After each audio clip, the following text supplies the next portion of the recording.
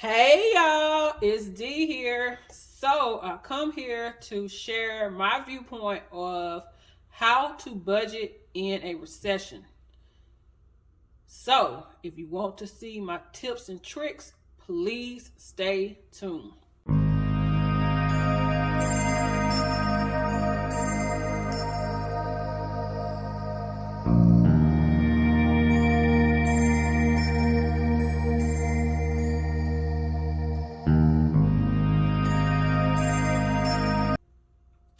Okay, y'all. So let's just hop into this video. First, I wanted to give you a little background on my journey. I resigned from the corporate world and I became 100% self-employed. So from 2020 to 2021, I actually made more money than I was making when I was in a corporate world. And I was very excited for that because I was ready to get away and branch out and chase after my own dreams instead of somebody else's dreams. Then comes 2022 and my income slowly reduced. And I was like, what is going on? So I started making adjustments, and I will go over that in just a second. But the whole reason for me doing this video is when I realized that I made a whole lot less in 2022. And when I was doing my taxes, that's when I realized the very big dollar amount reduction of pay that I got from, working. So I made $12,000 less in 2022 than I made in 2021. Y'all heard that right. $12,000 less. And that on average is $1,000 less a month. That is a lot, y'all, especially somebody who is self-employed and I'm single. So I wanted to make this video to hopefully help somebody who might be going through something similar and give you the tips that I use to help me get through this. And I'm just going to hop into the tips. And I am not a financial advisor, but I did want to share my journey of being self-employed and having a big reduction in income. So the first thing that I suggest is to go to a bare bones budget. And what this means is you basically only paying the expenses in your four walls. So make sure all your bills is paid. You have money for gas and groceries and what have you. But the bare necessities that you need to live off of. So the things that I cut out of my budget was spending money. I also cut out and reduced some of my variable expenses so I could save money. And it's possible, y'all, just go out there and reevaluate what are you allocating your money towards, and if that particular line item is more important than you getting ahead in life. The next thing that I did, which was really big for me, but I had to do it, I paused all of my automatic savings. So I used to save money in my main income budget and my side income budget. So if you're new to my channel, I do a monthly budget for my main income, and then I have a side income that I do a weekly budget for. So I was saving in both of those budgets, but I had to cut that out of my main income so I could accomplish some goals and to actually make sure that I had enough money to pay my bills. So I have been having automatic savings set up since I started budgeting, and I have been budgeting for about 15 years. And that was a big thing and big decision for me, but I'm glad I did it because I moved the savings to my side income, and that's just what I had to do to make ends meet. I still save a little bit with my main income using the zero out challenge, and that is when I zero out my checking account in the last 2 cents and I transfer that to my savings account. And next, I use credit card rewards. So I am financially responsible with my credit cards, and I pay my credit cards off by the end of the month or my billing statement, so I do not incur interest charges.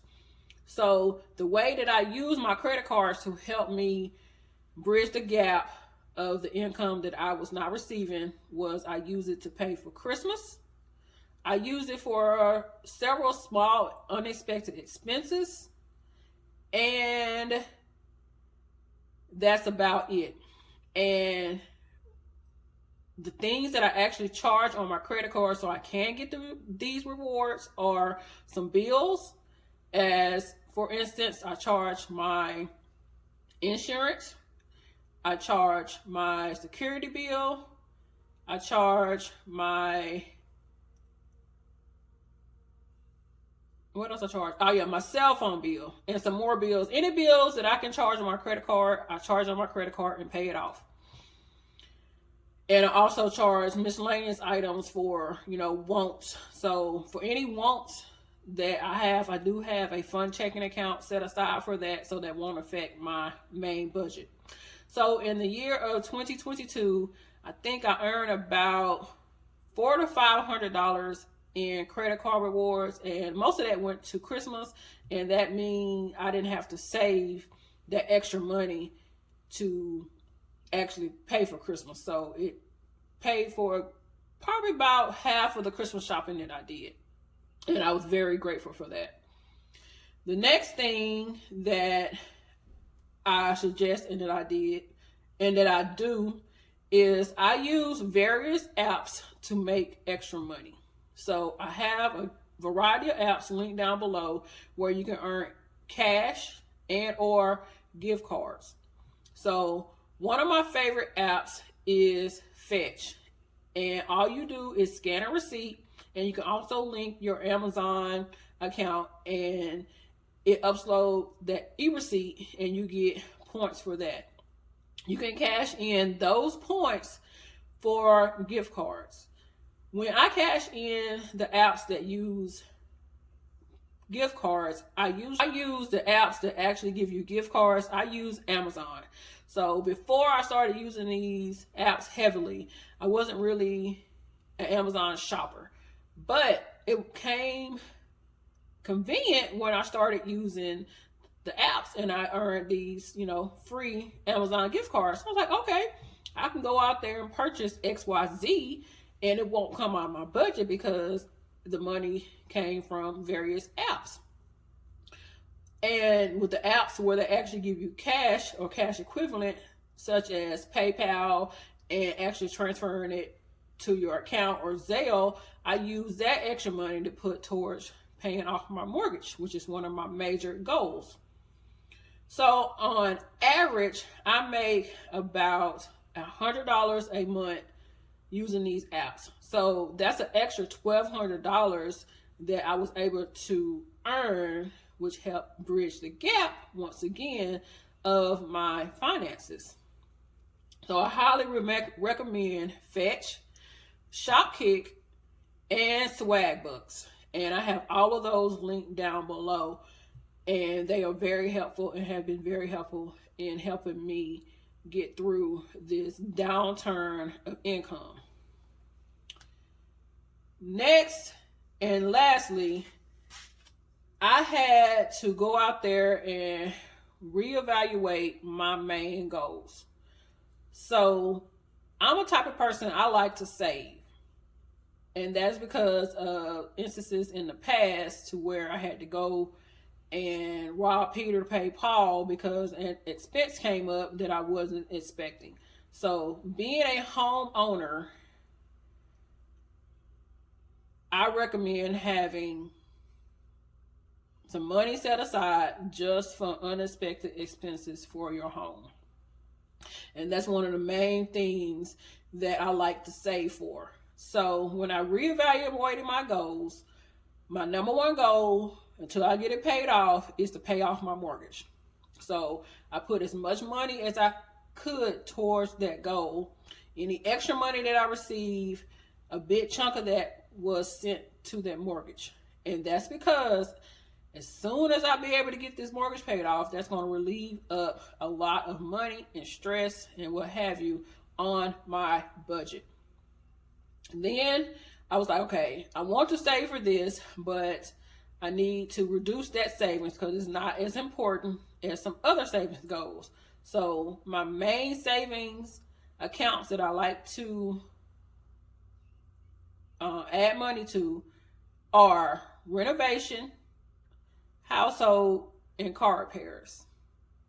So as I stated, if you are a homeowner, you need to have money set aside for the unexpected for your house. Everybody know how much doggone car repairs cost. So have extra money for that. So I reevaluated my goals, and paying my mortgage down and adding money to those 3 special funds or savings accounts was my main goal. And any extra money that I would get, I would put towards some other savings accounts that wasn't as important, but I still wanted to save for. So this is a very hard video to actually film because, one, I did not know that I made $12,000 less than the previous year. 2, y'all, this is real life, real life. I'm trying to stay positive as much as I can because the downturn in income is rolling over into 2023. And I am to the point where I am tired of working 6 and sometimes 7 days a week, multiple jobs, just to make ends meet. So I wanted to be a little bit more transparent than what I usually am and share, a little bit more about my income. And I hope that this helps somebody and can guide somebody who might be going through the same thing I'm going through or something similar of not making as much money as you used to make. Let me know if y'all like these type of videos. I do have over 20 years of accounting experience and finance experience, and I feel like I have a lot that I could share. But let me know if you like videos like this. If any videos that you might be interested in, let me know down below. We are in a recession. I don't care what nobody says. We're in a recession, y'all. That is just reality. And it's going to take a while for us to get out of this downturn. And I hope that this video is helping somebody. And y'all remember to make the money, but don't let the money make you. And if you made it to the end of this video, leave a hashtag focus, because we are going to have to stay focused on our goals in order to get through this. We will get through it, but it's going to take some time. So I hope that y'all have a blessed day, and I'm out. Bye.